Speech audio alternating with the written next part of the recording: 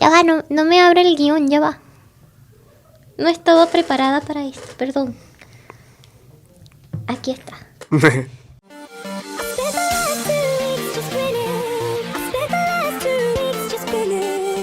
Conecta con tu pasado, tu presente y tu futuro. La cápsula queer es tu espacio seguro.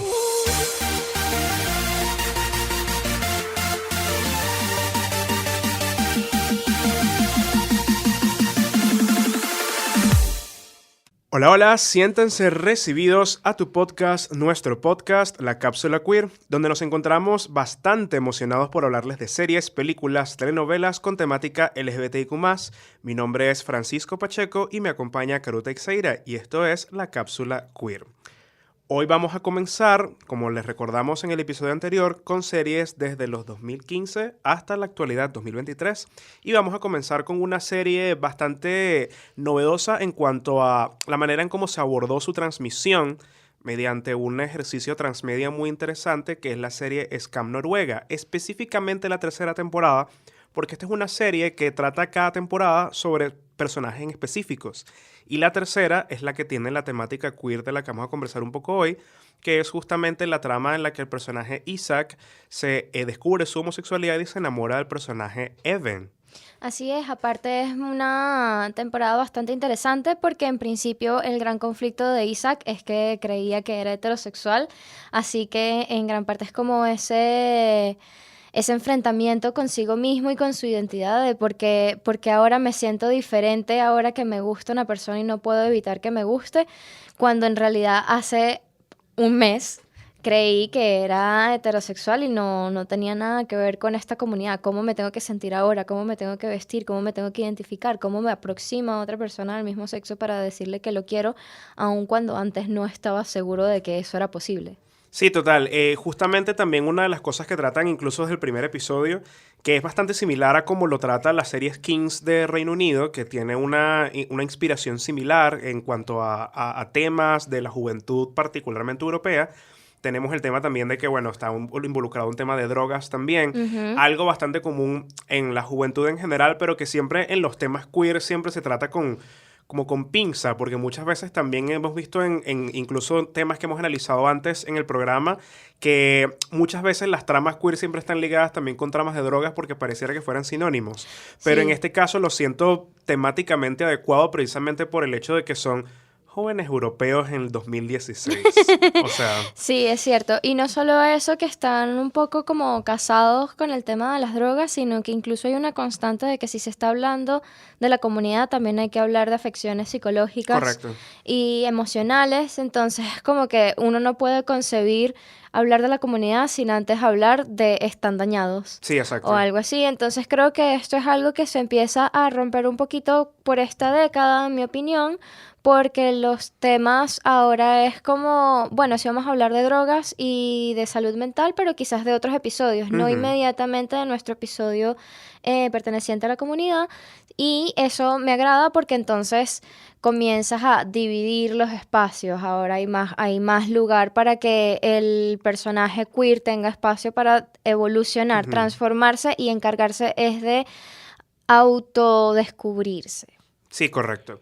Y bien, ahora vamos a hacer de Europa, vamos a hacer un salto hacia Latinoamérica con la telenovela Mi marido tiene más familia, que es la secuela de una telenovela que se llamaba Mi marido tiene familia, de 2018, donde vamos a hablar específicamente del arco de Aristemo, que son dos personajes, es el nombre de la pareja que se le da a que se formó por los personajes Aristóteles y Cuauhtémoc, a quien se le dice Temo. Sí, a mí me encanta el chisme que hay detrás de la producción de hacer realidad esta pareja, porque en realidad en México incluso hubo problemas con el papá de uno de los personajes porque no quería que su hijo fuese partícipe de un beso gay en televisión. También sucedió que prohibieron o censuraron las escenas de estos dos personajes para otros países. Uno de esos casi fue Venezuela, de hecho. Imagínate. Así que como que me gusta mucho pensar de que se hizo revolución Sí, tal cual. aquí aquí con mi marido tiene más familia, ya que se atrevieron a algo que en teoría dentro del mundo de las telenovelas era inconcebible, porque siempre el personaje homosexual o potencialmente homosexual era simplemente un comic relief, no tenía su propio arco de amor ni de transformación, sino que era el que estaba ahí por los chistes. Sí, hay que tomar mucho en cuenta ese es el contexto latinoamericano de este arco en esta telenovela en particular, porque justamente como mencionas, Latinoamérica siempre ha utilizado, particularmente en el género de la telenovela, a los personajes homosexuales como el blanco de chistes, ¿no? Y siempre como la parte graciosita para liberar tensión de ciertas escenas, Sí. y nunca un arco serio que merezca un desarrollo tal cual como las parejas heterosexuales de cualquier telenovela, particularmente de un país como México. Aunque, bueno, si a ver vamos, México siendo un país que tiene una fama de ser ultramachista, es uno de los países donde se ha legislado a favor de la comunidad, ¿no? Entonces tenemos que esa dicotomía, y que me parece bastante bien que Mi marido tiene más familia, que en ese arco en particular haya avanzado mucho más esta discusión en Latinoamérica. Bueno, ahora vamos a continuación, vamos ahora al cine con una película y su subsecuente serie spin-off que de verdad muy cercana al corazón de uno, que son Love, Simon de 2018 y Love, Victor de 2020. Así es, cómo no amar a estos dos productos. Se me agua el corazón cada vez que pienso en la película de Love, Simon, porque siento que es un coming of age demasiado cálido. Total. Es súper, súper cálido. Sí, hay como algunos comentarios con pinza que estábamos hablando antes sobre las relaciones de amistad entre los amigos, porque más bien la semana pasada cuando hice rewatch de Love, Simon, dije, qué lindo que esto sea una película sobre autodescubrimiento y de compartir ese proceso, porque muchas veces cuando nosotros estamos en la adolescencia creemos que somos los únicos por los que estamos pasando estas transformaciones o esta nueva, o dimensionar quiénes somos en este mar de hormonas. Y cuando vemos ese viaje en Simon, en realidad para mí, en mi opinión, Simon emprende ese viaje porque vio que había alguien con quien compartirlo, porque de lo contrario siento que se hubiese quedado en ese closet durante mucho más Sí. tiempo, que de hecho es muy gracioso que en la película uno de los personajes que era abiertamente gay le comenta, pero ¿por qué no te me acercaste a mí antes? Si ya yo había salido, y él, bueno, es que no teníamos nada en común. Sí, No, la no verdad. era como que me podía acercar a ti y ya. Entonces ese diálogo en particular siempre lo tengo con mucho cariño en mi mente, porque sí, los dos son parte de la comunidad, pero eso no implica que tengan que ser amigos o tengan Correcto. que ser pareja, que eso es algo que me parece fantástico de Love, Simon. Y bueno, no sé si tú quieres comentar también algo porque... Sí, justamente lo que quería comentar era que en el caso de tanto de Love, Simon como de Love, Victor, algo que me gusta es que ambos representan dos maneras distintas de explorar la sexualidad desde un punto de vista de que en el caso de Simon es un poquito más idealista en el sentido de cómo su relación con los padres, que son bastante supportive, lo apoyan mucho. Sus amigos, a pesar de las cositas que comentamos antes, sus amigos en realidad también terminan Sí. siendo un soporte emocional bastante interesante, y que todo se desarrolla desde un punto de vista que siento que es bastante realista, ¿no? Sobre todo con lo del personaje que se crea en internet y toda la cosa. Es algo que en mi colegio en 2007, que yo me gradué, ya se están empezando a ver esas cosas en los foros de internet. Y luego tenemos a Víctor, que Víctor toma una serie de decisiones cuestionables una y Sí. otra vez. Sí, sí. Una y otra vez. Y eso también es realista, porque también parte de explorarse a sí mismo, explorar la sexualidad, pasa por equivocarse. Y no Sí. necesariamente tienes que tener este contexto idealista para que un coming of age funcione. Sí, exacto. De hecho, me gustó mucho lo aterrizado que era Los Víctor con el tema de equivocarse, porque incluso en I Love Simon, I Love Simon, bueno, sí, amo a Simon, pero en Love Simon sucede mucho que el personaje está como un poco protegido por la trama, cosa que no vemos Sí. en Víctor, pero creo que eso es una cuestión del formato serializado que se permite más un proceso un poco atropellado para su crecimiento. En este sentido, en esta línea de ideas, ahora vamos con Young Royals, una serie de Netflix del 2021 que habla, pues, ahora nos estamos ubicando nuevamente en Europa, en Suecia, donde un príncipe se va, bueno, a modo de supuesto castigo a esta academia donde, bueno, tiene que aprender las reglas, medir entre su deber y amarse a sí mismo y amar lo que significa su identidad y lo que significa enamorarse. Es un poco como, a mí me gusta ver Young Royals como una mezcla de Heartstopper con el diario de una princesa. Sí. Y creo que hay un poquito ahí de sex education, pero muy, muy soft. Sí, una de las cosas que me gusta mucho de John Royals es cómo exploran esta especie de retelling de la princesa y el vagabundo. Ajá. En el sentido de que Simón, que es el coprotagonista, que no es el príncipe, es un chamo que además te dan a entender que es de un país de Latinoamérica, posiblemente Venezuela, tomando en cuenta que el actor es venezolano. Y es becado porque su mamá es parte del personal de limpieza de la academia súper prestigiosa. Y tenemos al príncipe entonces que se enamora de este chico desde el primer momento en que lo ve en una coral. Y entonces comienza este romance que lo hace una especie de la princesa y el vagabundo, pero con un toque bastante relacionado con cómo se explora la sexualidad en la juventud también, Sí. tomando en cuenta que en el caso de Simón se siente como mucho más claro con su sexualidad, mientras que el príncipe está todavía empezando y Sí. está sufriendo bastante, además de tener encima el peso de cargar literalmente la corona, porque el único heredero directo muere literalmente en el primer episodio, que es su hermano mayor. Entonces Exacto. se carga todo dramáticamente de una manera imposible. Siento que además tiene un mensaje muy lindo de responsabilidad, no hacia otros nada más, sino hacia ti mismo, de mantenerse fiel, de decidir también no por otros, sino para ti, que eso es algo muy, muy claro dentro de la trama de Isaac, hasta qué punto, de Isaac no. No, sí, me equivoqué. Del príncipe, Hay de mucho. Willem. Willem. Me fui hacia Scam Noruega, pero bueno. Mucho de la trama de él es tomar estas decisiones entre qué es lo que yo quiero versus qué es lo correcto para mi papel. Ujú. O sea, cómo me tengo que comportar, hacia cómo me tengo que dirigir, qué decisiones tengo que tomar, porque es un poco además esta sobreexigencia que hay hacia la comunidad de veces. Sí. Que es como, bueno, si eres gay tienes que ser perfecto porque en pleno pelón ya te dicen, eso te pasa por gay, eso te pasa por lesbiana, eso te pasa por trans. Y creo que eso se ve ahí muy bien reflejado precisamente porque como que hay algo que hace que se sobreexija. Ujú. Y no es simplemente porque sea príncipe, es también porque es gay. También Sí. hay una sobreexigencia dada a la comunidad. Sí, correcto. Justamente porque lo que mencionábamos ahorita, que la responsabilidad que le cae encima a Willem es una cosa absurda y que le termina dañando su relación con Simón. Y bueno, de ahí se extiende todo el drama que todavía queda esperar la conclusión definitiva, ¿no? Luego ahora vamos a pasar con una serie bastante interesante de...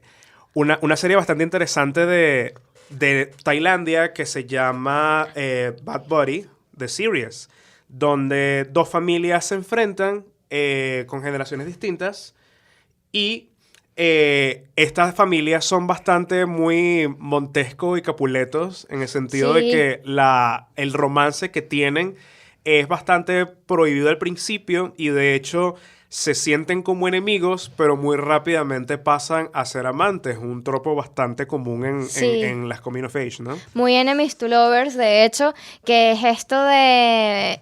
Es una competencia heredada por toda la familia de parte de los dos, quién es el mejor, quién es el que mejor resuelve, quién además es el que sobresale más en términos educativos, que bueno, ya sabemos que en términos orientales y asiáticos la escuela va por encima de todas las cosas y relucir académicamente va por encima de todas las cosas, Sí. o sea...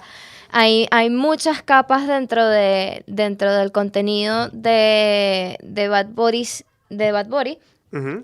que de hecho una de las cosas que más me sorprendió y me gustó fue la manera en que se unen, que es precisamente para reconstruir algo que se había dañado. Sí.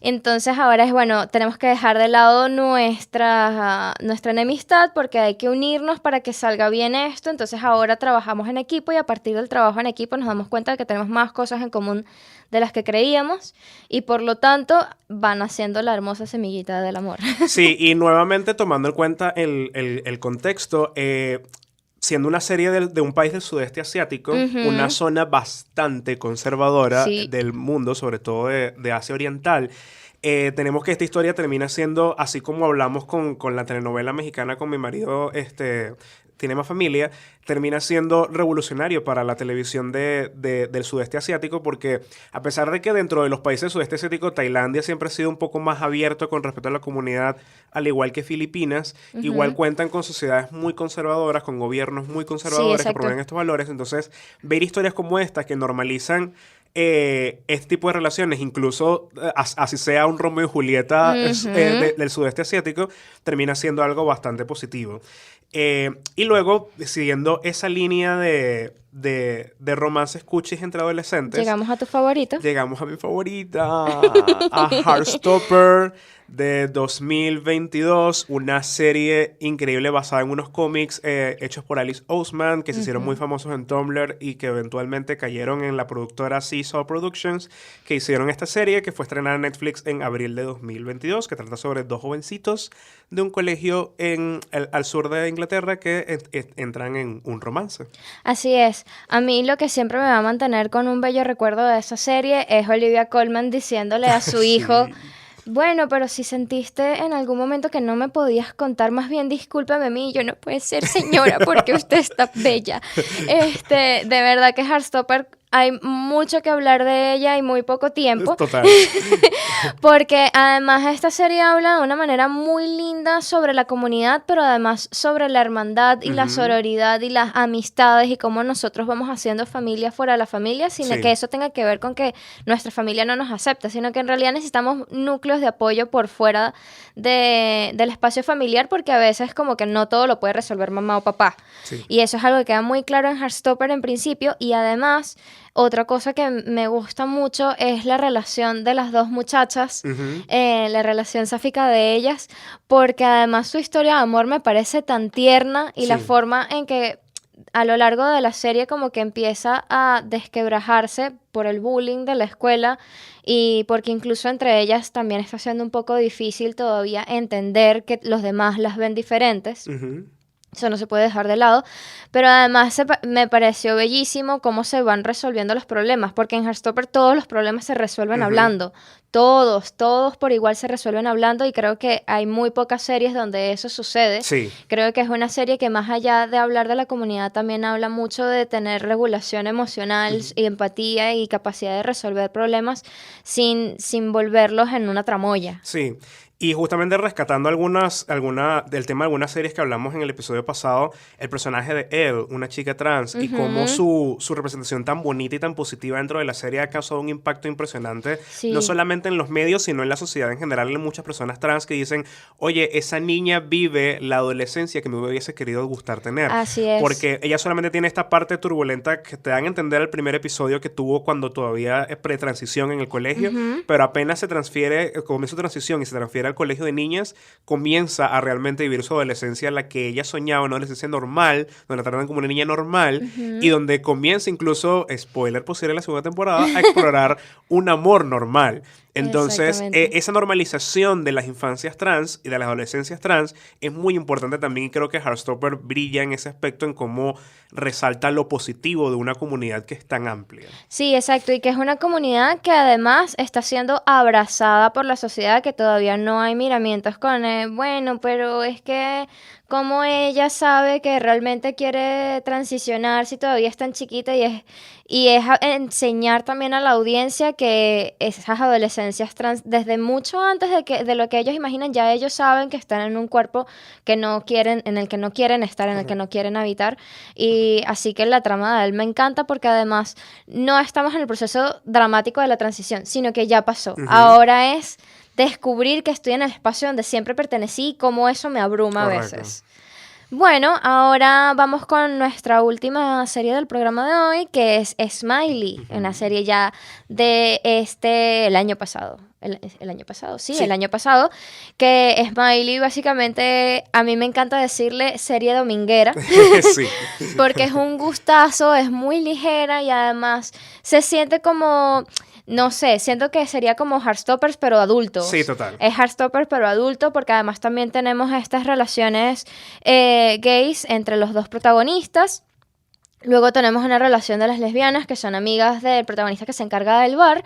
Y por último, tenemos la relación heterosexual y tenemos a un drag.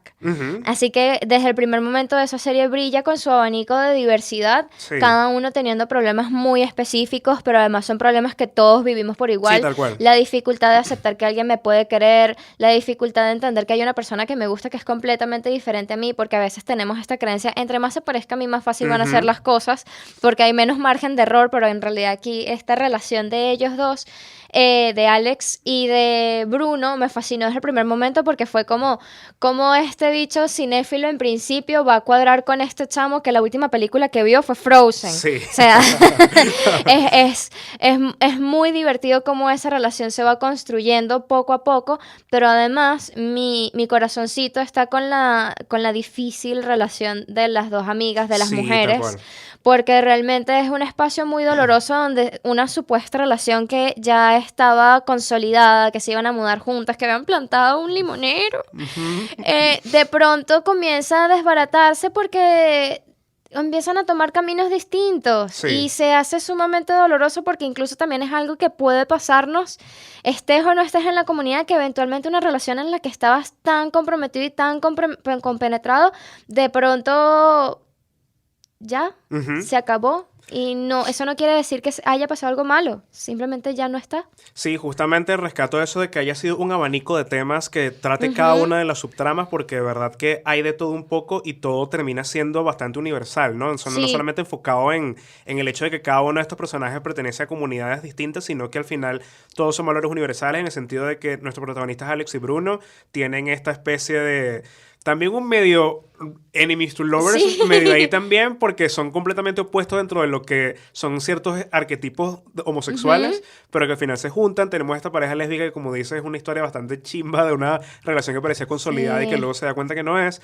La relación hetero, que es bastante también complicada en cómo ellos manejan su relación con respecto a la crianza de su hija y toda la cosa. Y la edad. Y el señor drag, que es Lo una amo. maravilla de Lo personaje amo. de principio a fin, Lo y su amo. desarrollo también es impresionante. Sí. Bien, llegamos al final de este episodio. Ya nos queda solamente uno donde vamos a hablar un poco, de todo un poco, sobre lo que aprendimos en esta jornada de la cápsula queer. Sí, así es. Vamos a tener una ensalada de décadas que hablar, Totalmente. pero vamos a lograrlo. Nos vemos en el próximo episodio de la cápsula queer. Este fue Francisco Pacheco y Caruta Teixeira. hasta luego. Recuerda el pasado para vivir el futuro en la cápsula queer.